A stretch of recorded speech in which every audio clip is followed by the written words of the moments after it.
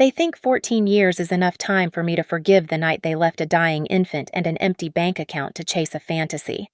But as they step out of that limousine, aiming to reclaim the billionaire son I raised alone, they are walking into a trap.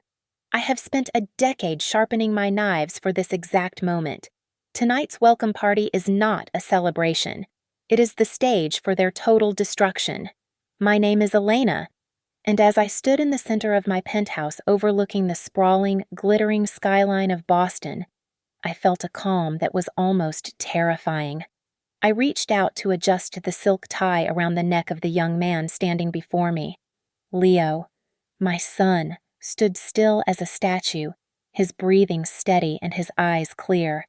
At 18 years old, he was no longer the fragile infant gasping for air in a cold crib.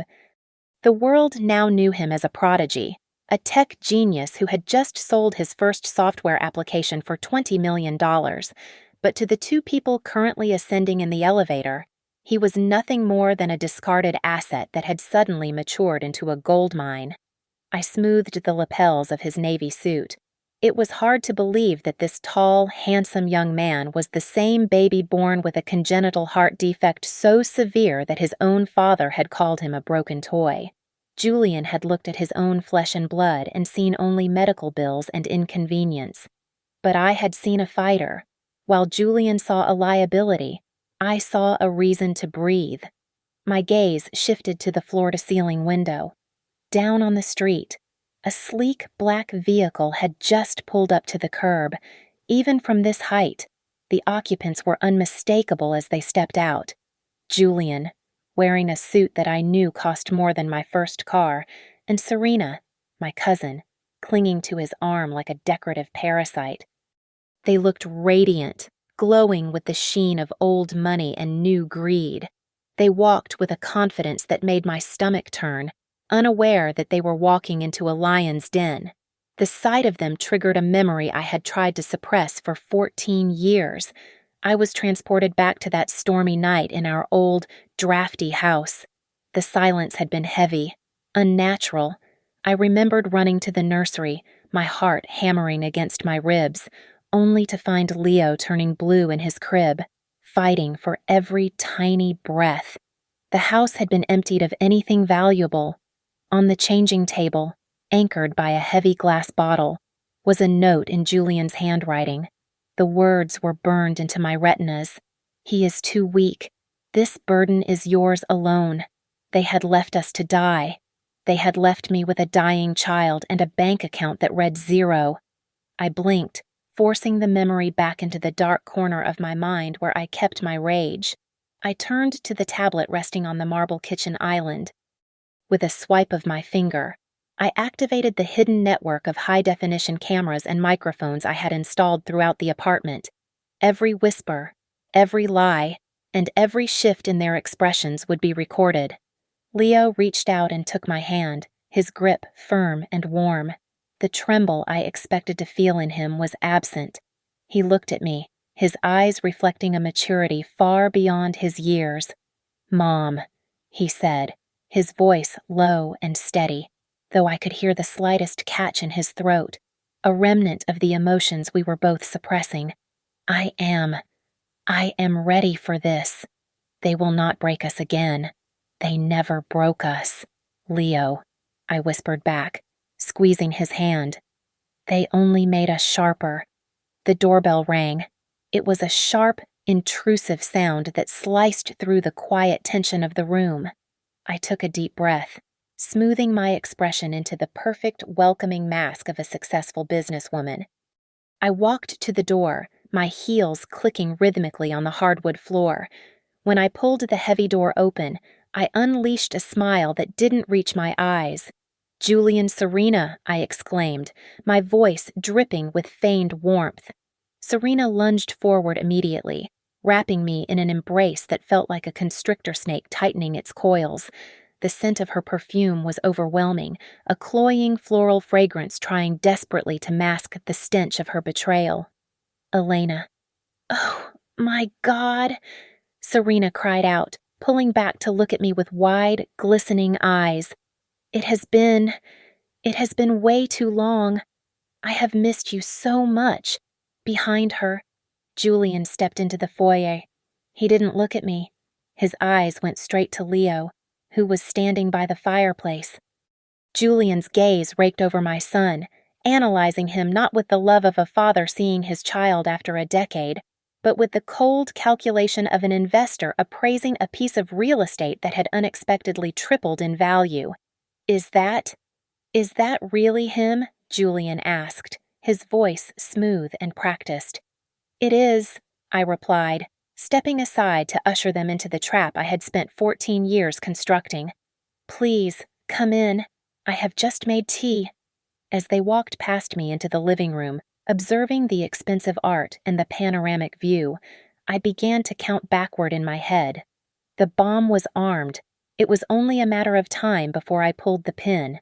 As I poured the Earl Grey tea into the delicate china cups, the steam rising from the pot seemed to carry me back to the darkest days of my life. The weeks following their disappearance were a blur of panic and humiliation. I remembered the relentless pounding on the front door, not by friends offering comfort, but by debt collectors demanding payments for loans Julian had secretly taken out in my name. I remembered standing at the grocery store checkout, my face burning with shame as my card was declined for a carton of milk, while Leo lay in the pediatric intensive care unit, his tiny, malformed heart fighting a battle he was losing. Julian had been the architect of that misery. He was the CEO of Vortex Holdings, a shell company built on smoke and mirrors that he used to stroke his fragile ego. To him, image was everything. Leo, with his tubes and monitors and congenital defects, was a stain on Julian's perfect genetic record. I could still hear the echo of his voice from the corridor of the hospital, cold and detached. He is broken. Elena, why are we pouring money into a bad investment? The boy is a flaw. And Serena, my cousin, the girl I had taken in when her own parents kicked her out. She repaid my charity by seducing my husband in my own home while I kept vigil at Leo's bedside. She had whispered poison into his ear, convincing him that a life with a sick child was a prison sentence he didn't deserve. The sharp clatter of a teaspoon against a saucer snapped me back to the present. Julian took a sip of his tea, his face arranged into a mask of pained nobility. "You have to understand, Elena," Julian said, leaning forward with a look of practiced sincerity. We didn't want to leave. It was never about abandoning you. Vortex Holdings had enemies. Dangerous rivals threatened to hurt you and the boy if I didn't disappear. We left to protect you, to protect Leo. If we had stayed, God, I don't even want to think about what they would have done." Serena dabbed at her eyes with a lace handkerchief, though I noticed the fabric remained dry. "It was torture," she whimpered, her voice trembling theatrically. "Every night. Every single night I cried for my little Leo. We wanted to call, but we were afraid they would trace the line. We stayed away to keep you safe. It was a performance worthy of an Academy Award. 14 years of silence. 14 years without a single birthday card or $1 for surgery. All spun into a heroic tale of sacrifice." I nodded slowly, feigning deep emotion, while my hand slipped beneath the table. I tapped a single icon on my phone, sending a preset signal to my lawyer, Davis. Plan B was now active. Leo, sitting beside me, suddenly shifted his posture. The sharp, confident genius vanished, replaced by a wide-eyed, vulnerable boy desperate for approval. "So, you really loved me?" Leo asked, his voice soft and hesitant, perfectly mimicking the tone of a neglected child. I always wondered, did you take my favorite bear? The one I couldn't sleep without. I waited for you to bring it back. It was a brilliant trap. Leo had spent his infancy sedated and intubated. He had never owned a bear, nor could he have held one. Julian and Serena exchanged a panicked, fleeting glance. They had no script for this. "Oh, sweetie, of course," Serena stammered, forcing a maternal smile that looked more like a grimace. We kept it safe. We have it in storage in Paris. It was the blue one. Right. I took a slow sip of my tea to hide my smirk. But as I set the cup down, my eyes caught the details they hoped I would miss. As Julian reached for the sugar bowl, his cuff rode up. The gold Rolex on his wrist caught the light, but the movement of the second hand was a ticking motion, not the smooth sweep of a genuine Swiss movement. It was a high-quality replica. I glanced at the Hermes bag Serena had placed by her feet. The leather at the corners was scuffed gray, worn down to the lining, a sign of a bag bought second-hand and used for years. The realization crystallized in my mind. They were not wealthy expatriates returning to bless us. They were broke. They were desperate. They hadn't come back for love or safety. They had heard the news. They knew that Julian's father had left a massive trust fund for his only grandson, and they knew Leo had just sold his tech company. They were vultures circling a carcass, unaware that the prey was still very much alive and ready to bite back. I should check on the dinner preparations, I said, rising gracefully from the velvet armchair. Please, make yourselves comfortable. I walked into the kitchen, the smile vanishing from my face the moment I crossed the threshold. I picked up my tablet, which had just pinged with a secure notification. The comprehensive report from my private investigator had arrived. I scrolled through the data, my eyes narrowing as the pathetic reality of their lives unraveled before me. The story about dangerous business rivals was a complete fabrication.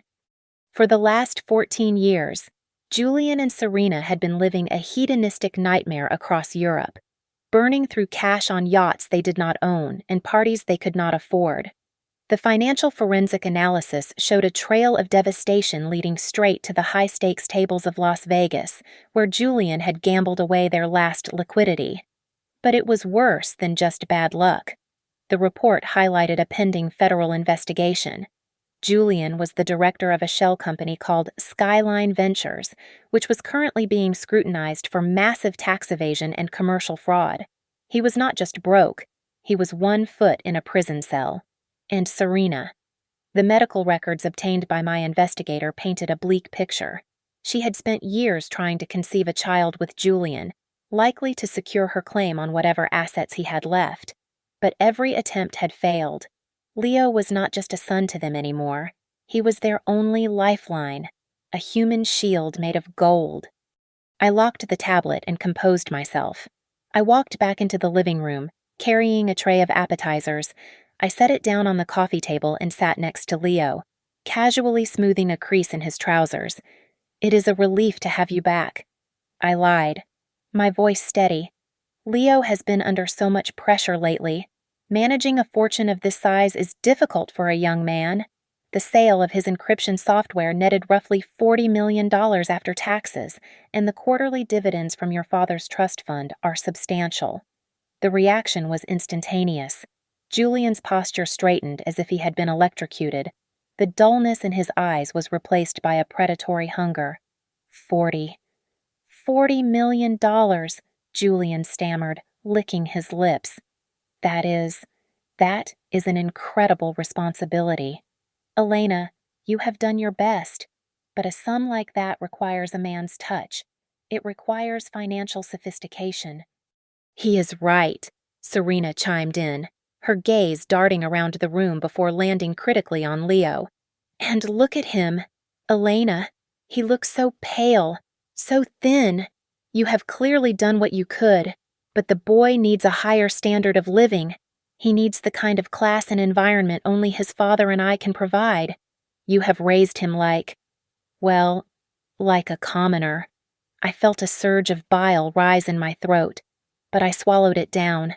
Leo is 18 years old, I said softly, my voice laced with steel. He is a legal adult. He makes his own decisions. He is a child, Julian snapped, his voice rising. He is fragile. I can see it. He is too weak to handle the sharks in this city. He needs me to be his legal guardian, to manage his assets until he is fully capable. On cue. Leo hunched his shoulders forward. He let out a wet, rattling cough that sounded painful and contagious. I feel a bit dizzy, Leo wheezed, covering his mouth with a hand that trembled convincingly. Dad, I need... Serena gasped and physically recoiled, sliding to the far end of the sofa. She pulled her scarf up over her nose and mouth, her eyes wide with disgust rather than concern. Oh, God, is he contagious? Serena shrieked, her voice muffled by the fabric. Julian, do not let him breathe on me. My immune system is very sensitive. The mask had slipped. In a single second, her selfishness was laid bare. She wanted the $40 million, but she was terrified of the boy who came with it. I stood up, clapping my hands together to break the tension, a bright, dangerous smile on my face. We have so much to catch up on, I declared enthusiastically, but we must do this properly. The elite of Boston have been asking about you for years. We should host a gala, a massive family reunion party this weekend at the St. Regis. We will announce your return to society and clarify Leo's future. Julian looked at Serena, then back at me. He saw a chance to reclaim his glory. I saw the perfect venue for his execution. That sounds magnificent, Julian said, leaning back with a smug grin. It is time the world knew the family is back together. Yes, I agreed, my eyes locking with his. It certainly is. The days leading up to the gala were a masterclass in suffocation. I had put Julian and Serena up in a suite at the Mandarin Oriental, putting the bill on my personal card. But they treated my penthouse as their primary residence. They arrived early each morning, ostensibly to bond with the son they had discarded, but in reality to mark their territory like stray dogs who had stumbled into a butcher shop. Julian's focus was entirely singular. He circled Leo's workstation like a shark sensing blood in the water. One afternoon, I watched from the reflection of the hallway mirror as Julian hovered over Leo's shoulder while my son typed on his encrypted laptop. That is some impressive hardware. Son, Julian said, his voice trembling slightly with suppressed greed. You know, I have a bit of a head for these things myself. Maybe you could show me the access protocols for the trust accounts, just so I can, verify the security. Leo did not even look up. He typed a wrong password on purpose, letting Julian memorize the keystrokes. It is really complicated. Dad, Leo whispered, feigning exhaustion. I get so confused by the numbers sometimes. Later that night, Leo showed me the logs from his keylogger software. Julian had tried to log in 3 times while Leo was in the bathroom, entering the fake password with desperate clumsiness. We had him recorded on the webcam, sweat beading on his forehead as access denied flashed on the screen. Serena, meanwhile, was trying to mold Leo into a dress-up doll. She cornered him in the living room, holding up a magazine featuring Italian silk suits. You simply cannot wear those hoodies anymore. Darling, she cooed, her tone dripping with condescension. We need to go shopping. You need to look like a billionaire, not a sick person. We need to fix your image. Leo slumped into the couch, clutching his chest. I can't, he wheezed, his breath hitching perfectly. Walking too much. It makes my heart. It hurts. Serena rolled her eyes when she thought he was not looking, but she backed off, unwilling to deal with a medical emergency that might ruin her manicure. While they were busy playing house, I slipped away to meet Davis, my attorney, in a quiet cafe. He slid a copy of Julian's father's will across the table. The clause was clear. Any beneficiary who had abandoned a lineal descendant for more than 1 year was automatically disinherited. He gets nothing, Davis confirmed. If we prove the abandonment, he loses his claim to the grandfather's trust, and with the evidence you have, he is finished. When I returned, Serena ambushed me in the kitchen. She was sipping my vintage wine, looking at me with faux sympathy. You look exhausted, Elena, she said, tilting her head. You have aged so much. Maybe. Maybe it is time you rested. Let Julian handle the finances. You know how it is. Men are just better at the math. They have the head for business. I slumped my shoulders, playing the part of the beaten woman. Maybe you are right. I sighed, letting my voice crack. It has been so hard doing this alone. I am just so tired of fighting. The climax of the week came 2 days before the party. The concierge called up, panic in his voice. A man was in the lobby demanding to see Julian regarding a personal debt. I went down with Julian trailing behind me. When Julian saw the burly man in the leather jacket standing by the reception desk, he turned white. He literally hid behind a decorative pillar, shaking. Please. Julian hissed at me, grabbing my arm, his nails digging into my skin. Do not let him see me. He will kill me. I walked over to the man, wrote a check for $5,000 to buy Julian a week of safety, and sent the thug away. I made sure the lobby security cameras captured every second of Julian's cowardice. Back in the elevator, Julian was hyperventilating. I handed him a document. Sign this, I said calmly. It is an agreement for the gala. It guarantees your presence as the guest of honor. We can frame this incident as aggressive negotiation with a partner. We need investors. Julian, you have to be there to charm them. Terrified and believing I had just saved his life, he signed without reading the fine print. The night before the party, the apartment was finally quiet. Leo and I sat in the dark living room, the glow of the large monitor illuminating our faces. We cycled through the files, the audio recordings of Julian's greed, the video of Serena's disgust, the signed documents, and the bank statements. They have no idea, Leo said, his voice devoid of the stutter he used around them. No, I replied, staring at Julian's face frozen on the screen. They think they are the hunters. Tomorrow, they find out they are the prey. The ballroom at the St. Regis was being transformed into a stage for the most expensive farce Boston had ever seen. Crystal chandeliers hung like frozen tears above tables set with silver that cost more than most people earned in a year. I had spared no expense, not because I wanted to honor them, but because the higher the pedestal, the more satisfying the fall. Serena was currently in the master bedroom, squeezing herself into a custom-made emerald gown that I had paid $12,000 for earlier that morning. She stood before the full-length mirror, turning side to side, admiring her reflection as if she were royalty returning from exile rather than a leech returning for a second feeding. This is perfect, Serena breathed, running her hands over the silk. It is the least I deserve.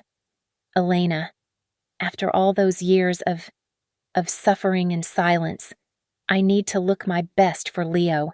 You look breathtaking, I said, my voice dripping with a sweetness that tasted like saccharine. In the hallway, Julian was pacing back and forth, rehearsing his speech. He was murmuring to himself, practicing the exact inflection of a heartbroken father. My absence was not an abandonment, Julian whispered to the wall, gesturing with a hand that now sported a rented gold ring. It was a shield, a wall I built to protect my fragile boy from the enemies who sought to destroy us.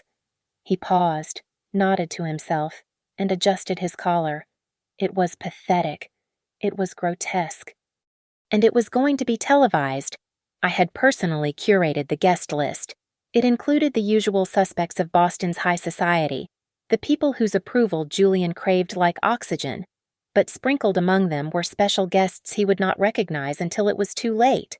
I had invited the aggressive creditors he owed money to in Las Vegas, disguising them under the names of potential venture capitalists.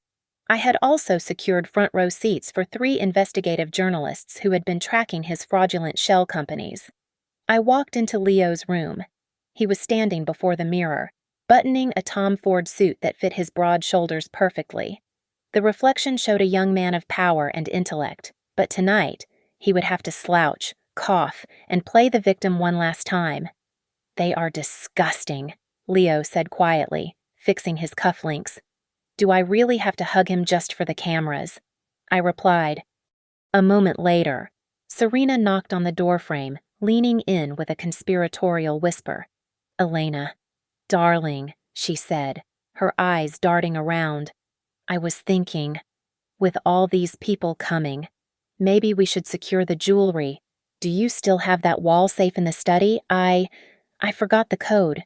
She was not worried about security. She was hunting. I smiled warmly.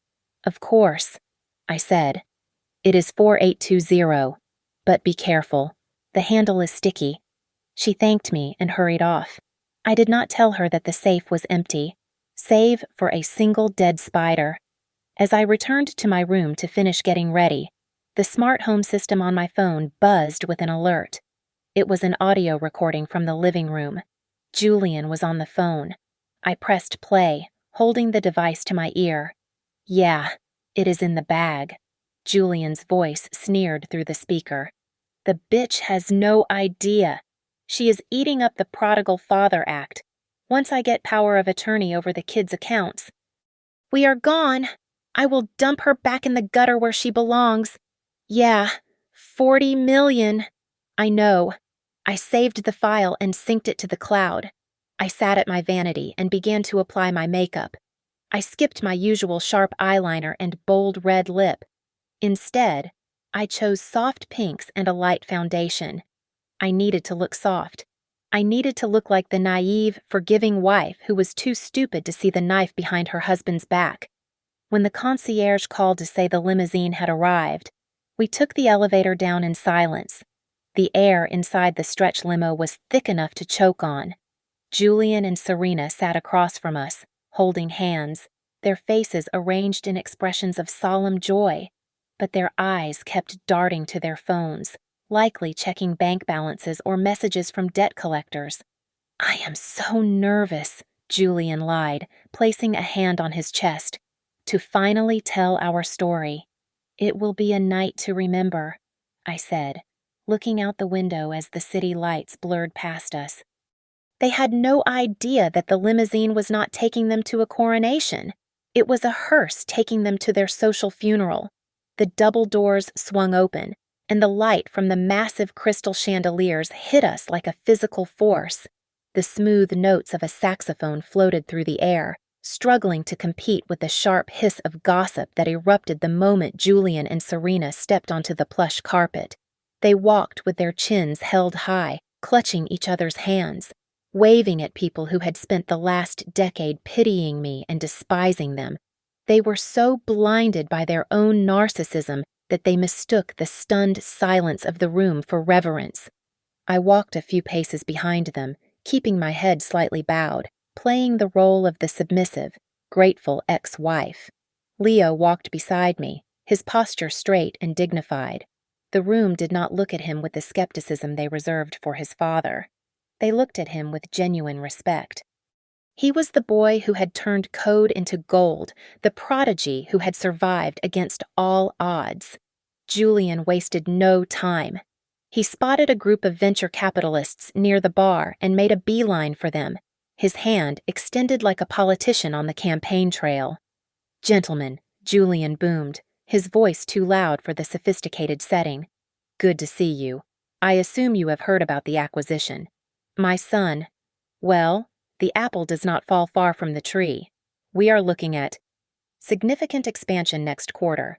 I would love to discuss where your capital could fit into our new vision. I watched as the men exchanged uncomfortable glances, knowing Julian's reputation as a failure, but Julian was too drunk on his own fantasy to notice their hesitation. Meanwhile, Serena had cornered a group of wealthy socialites near the chocolate fountain. She was dabbing at her dry eyes, launching into the fiction she had rehearsed in front of the mirror earlier that day. It was absolute hell. Serena sighed, her voice trembling with practiced emotion. The specialists in Geneva said there was no hope, but I told Julian. I said we cannot give up on little Leo. We spent every dime we had on his treatments. That is why we stayed away. We could not let Elena see him in that state. It would have broken her heart. It took every ounce of self-control I possessed not to walk over there and pour my glass of Pinot Noir over her $12,000 dress. Instead, I stood by a marble pillar, swirling the red liquid in my glass, watching them dig their own graves with every lie they told. I felt like a director watching a pair of terrible actors perform their final scene before the curtain fell on their careers. Margaret, an old friend who had brought me casseroles when I was too depressed to cook after they left 14 years ago, sidled up to me. She looked furious. "Elena," she whispered, clutching her clutch bag tightly. "How can you stand this listening to her lies? Everyone knows they ran off to gamble in Monte Carlo. Why are you letting them do this?" I took a slow sip of wine and offered Margaret a small, sharp smile. "Patience, Margaret," I said softly. "The show has not started yet. Everything will be clear tonight." Across the room, a photographer from the Boston Globe raised his camera. Julian saw the lens and practically lunged at Leo, wrapping a heavy arm around my son's shoulders. "Smile, son," Julian hissed through his teeth, grinning maniacally for the flash. Look like you love your dad." Leo stiffened. I saw the flash of revulsion in his eyes. He did not cause a scene, but with a movement as fluid as water, he shrugged his shoulder, forcing Julian's arm to slide off. It was a subtle rejection, but to anyone paying attention, it was a scream. Suddenly, the music faded. The master of ceremonies, a man I had hired specifically for his booming baritone and strict adherence to my script, tapped the microphone. "Ladies and gentlemen," the voice echoed through the hall, "may I have your attention for the highlight of our evening? Please welcome Mr. Julian Vance for a special address regarding the family reunion." Julian straightened his tie. He looked at me with a smirk that said he had won. Then he looked at the crowd. He pumped his fist slightly, a gesture of arrogant victory, and began his ascent to the stage. He thought he was walking up to claim his kingdom. He did not know he was walking toward the guillotine. Julian gripped the sides of the podium with the confidence of a man who believed his own mythology. The spotlight hit him, casting a halo around his meticulously styled hair. He lowered his voice to a somber, gravelly register, the kind used by politicians during national tragedies, and leaned into the microphone. "My friends," Julian began, pausing for effect, "it has been 14 long years, 14 years of exile, 14 years of unmanageable pain, but I bore it. I bore it all for the safety of my boy."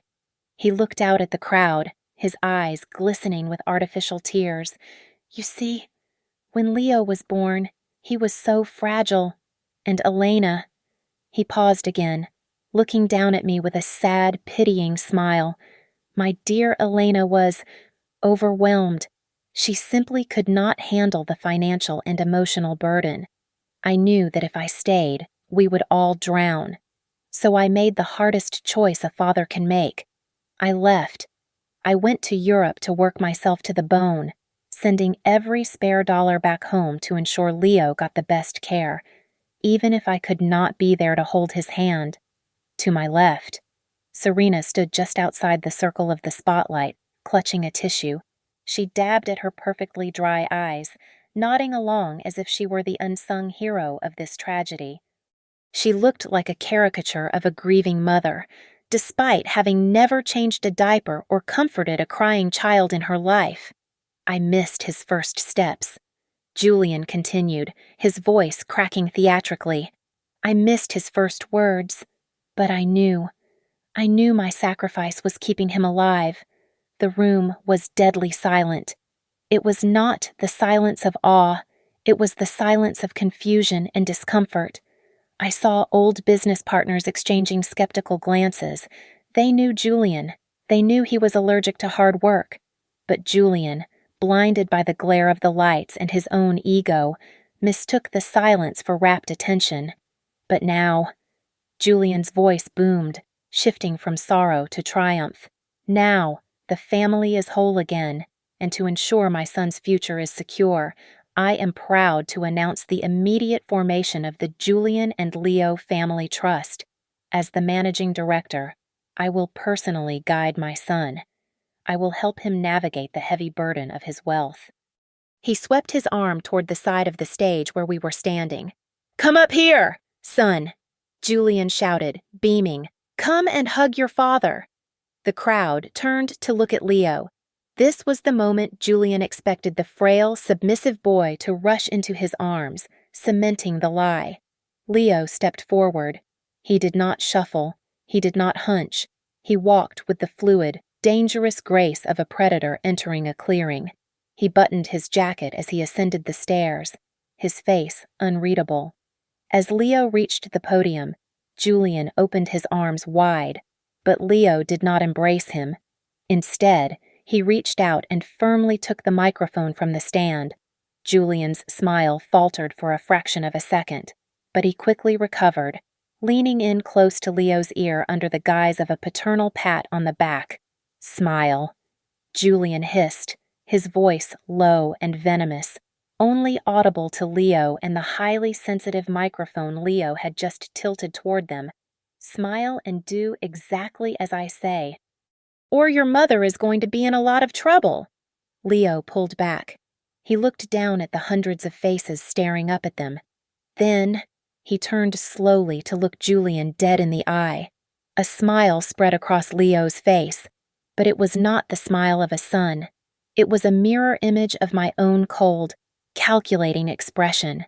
Leo raised the microphone to his lips. "Thank you, Mr. Julian, for that fairy tale," Leo said, his voice calm, clear, and cutting through the tension like a razor blade. "But I think everyone here would prefer to hear the reality." As the last syllable of Leo's sentence hung in the air, the ballroom plunged into sudden, absolute darkness. A collective gasp rippled through the crowd, followed by the hum of the massive LED screen behind the stage springing to life. The light from the display was blinding, casting harsh shadows across the terrified faces of Julian and Serena. The first image to appear was high definition and 50 feet wide. It was the note. The yellowed paper I had kept in a plastic sleeve for 14 years was now magnified for all of Boston to see. Julian's distinctive, jagged handwriting was undeniable. The words loomed over him like a judgment from God. "He is too weak. This burden is yours alone." Julian turned a ghostly shade of gray. He made a guttural noise and lunged toward the control booth, clearly intending to cut the power, but two of my largest security guards stepped out from the shadows. They blocked his path with crossed arms, silent and immovable as stone statues. The screen shifted again. This time, it displayed a split-screen comparison of bank statements. On the left was our joint savings account from 14 years ago, showing a balance of $50,000. On the right, a withdrawal slip signed by Julian on the day he vanished, draining the account to zero. Below it, I had superimposed the unpaid invoices for Leo's first heart surgery, dated 3 days later. Then came the sound. The speakers, which had just amplified Julian's lies about sacrifice, now broadcast his true voice. It was the recording Leo had captured just hours ago. "The bitch has no idea. Occupy the accounts? Dump her back in the gutter. Occupy the assets of the sick kid."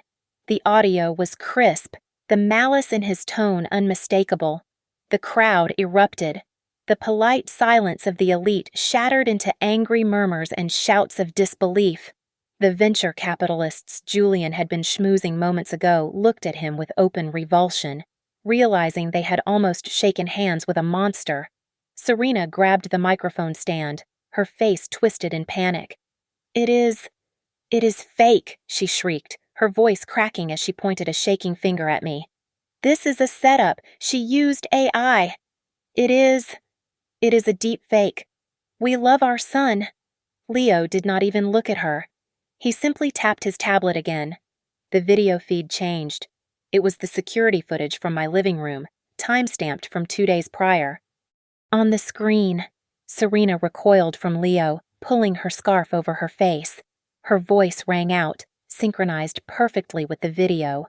"Oh God, is he contagious, Julian? Do not let him breathe on me. My immune system is very sensitive." The defense of fake AI crumbled instantly. The crowd jeered.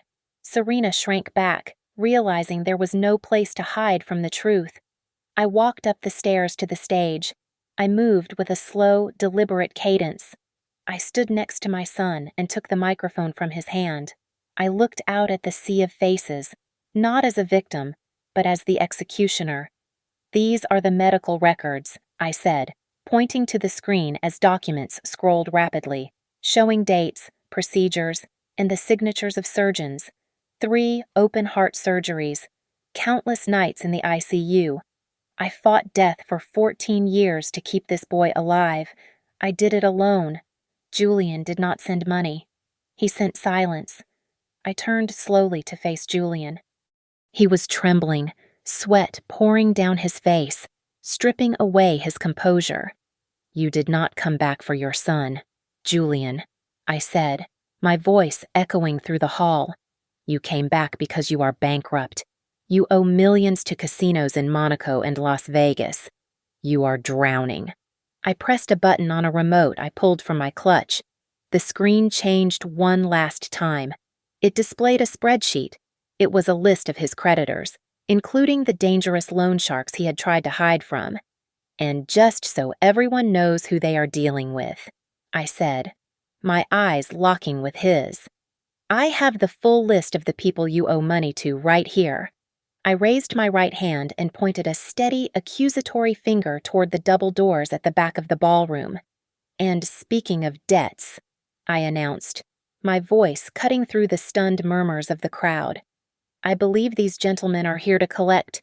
The heavy mahogany doors burst open. It was not the waitstaff bringing more champagne. A phalanx of uniformed police officers and grim-faced agents wearing jackets emblazoned with the IRS logo marched into the room.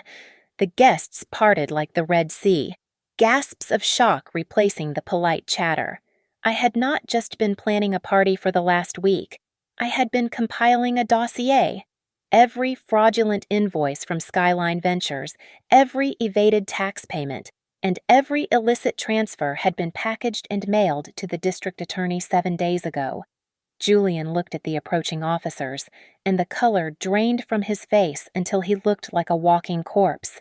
Panic overrode his dignity. He actually tried to bolt, scrambling toward the stage exit like a trapped rat, but he was not fast enough. 2 officers tackled him before he could even reach the stairs. The metallic click of handcuffs locking around his wrists echoed through the microphone he had dropped.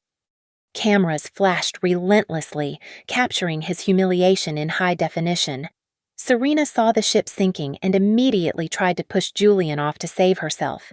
She fell to her knees, sobbing loudly, her mascara running in black streaks down her face. "It was him," Serena wailed, clutching her chest theatrically. "He forced me. I did not know anything about the money. I am a victim here. He tricked me." I shook my head, clicking the remote one more time. A document appeared on the massive screen behind us. It was a loan application for a shell company, signed clearly by Serena. "Save your tears for the judge." "Serena," I said coldly, looking down at her, "your signature is on the incorporation papers for the fraudulent companies. You were not a victim. You were the co-pilot." Leo stepped forward, looking down at the woman who was currently groveling on the floor near his shoes. His expression was not angry. It was indifferent, which was far more devastating. You are not my mother," Leo said, his voice steady and devoid of the stutter he had faked for days. "My mother is the woman who did not sleep for 14 years to watch my chest rise and fall. You are just a stranger." Julian was being hauled to his feet by the officers. He twisted his body, looking back at me, his eyes bulging with hate. "You witch!" he screamed, spit flying from his mouth as he struggled against the restraints. "You ruined everything. You are evil. I will kill you." His screaming only made him look more pathetic. Around the room, I saw the glow of hundreds of phone screens. The elite of Boston were not helping him. They were live streaming his demise. The hashtags were probably trending already. Davis, my lawyer, stepped out from the wings of the stage. He held a leather portfolio and walked up to Julian, who was still thrashing against the officers. "Mr. Vance," Davis said calmly, raising his voice so the front row could hear. "Per the terms of your father's will, any beneficiary convicted of a felony or proven to have abandoned their lineal descendants is immediately disqualified. You are officially disinherited. You leave this room with nothing but the suit on your back." An officer hauled Serena to her feet. She struggled, kicking and screaming like a toddler denied a toy. As they dragged her away, the hem of her custom-made emerald gown caught on the sharp metal edge of a speaker stand. There was a loud ripping sound. A massive tear ran up the side of the dress, exposing the cheap lining underneath and leaving her looking disheveled and trashy. It was the perfect metaphor for her life, a glamorous exterior hiding a tattered, worthless reality. The police dragged them out through the service exit to avoid the paparazzi out front, though the damage was already done. The ballroom slowly quieted down, the air thick with the residue of the drama. I stood center stage with Leo. The screen behind us finally went black. The chaos faded, leaving just the two of us standing in the spotlight, shining amidst the wreckage of the people who had tried to destroy us. As the heavy doors swung shut behind the police officers, sealing Julian and Serena's fate, the ballroom fell into a profound silence. For a moment, the only sound was the hum of the air conditioning. Then it started. A single clap from the back of the room, then another. Within seconds, the sound swelled into a deafening roar. It was not the polite, obligatory applause of high society. It was the thunderous sound of genuine respect. They were not applauding my wealth or my status. They were applauding the woman who had survived the fire and the son who had risen from the ashes. I lifted the microphone one last time. My hand was steady, and my voice was no longer pitched to play the role of the submissive wife. It rang out with the full power of my victory. "Family is not defined by DNA," I said, looking out at the crowd. "Family is not about whose blood runs in your veins. Family is defined by the people who stay when the storm breaks. It is defined by the people who hold your hand when the monitor flatlines." I turned to look at Leo. The boy Julian had tossed aside like a broken toy was now standing tall, the strongest man I knew. He was no longer the fragile infant in the incubator. He was my partner, my defender, and my greatest achievement. Leo stepped in close and wrapped his arms around me, burying his face in my shoulder just as he had done when he was a child seeking comfort. But this time, he was the one offering strength. We won, Mom," he whispered, his voice thick with emotion. "It is finally over." It was a moment of pure, unadulterated warmth that stood in stark contrast to the cold calculation of the revenge we had just executed. I squeezed him back, allowing myself a single deep breath of relief. Then, I turned my gaze to the camera of the investigative journalist in the front row. Knowing the red light meant we were still live. I looked directly into the lens, sending a message to the two people currently sitting in the back of a police cruiser. "Do not ever underestimate a woman who is protecting her child," I said, my voice low and dangerous. "You might think she is weak, but she will burn the world down to keep him warm." I took a step back and addressed the room again. "I know many of you brought generous gifts for this so-called reunion," I announced. "I am directing my staff to liquidate every single gift and combine it with the money Julian intended to steal. 100% of the proceeds will be donated tonight to the Boston Children's Hospital Fund for Abandoned Infants and Congenital Heart Research." The applause erupted again, louder this time. Leo and I did not stay to mingle. We walked down the stairs of the stage, side by side. The crowd, usually so desperate to be seen, parted for us like the Red Sea. They stepped back with reverence, giving us a wide berth as we walked down the center aisle. No one tried to stop us. No one tried to offer fake platitudes. They simply watched the queen and the prince leave the court they had conquered. We pushed through the front doors of the St. Regis and stepped out into the cool night air. The humidity of the crowded ballroom vanished, replaced by the crisp, clean breeze of freedom. The city lights of Boston twinkled above us, but they looked different tonight. They no longer looked like cold, judging eyes. They looked like stars. I looked down at my hand, interlaced with Leo's. The past was gone. The debts were paid. The ghosts were exorcised. Let's go home. Leo, I said softly. Yeah, he smiled, squeezing my hand. Let's go home. We walked toward our car, not the limousine we had hired for the show, but our own car. The flashbulbs of the paparazzi popped behind us, but we did not blink. We did not look back. We walked forward into the darkness, but it did not matter, because for the first time in 14 years, we were the light. Thank you so much for listening to this story. I would love to hear where you are tuning in from, so please leave a comment below and share your thoughts on Elena's revenge.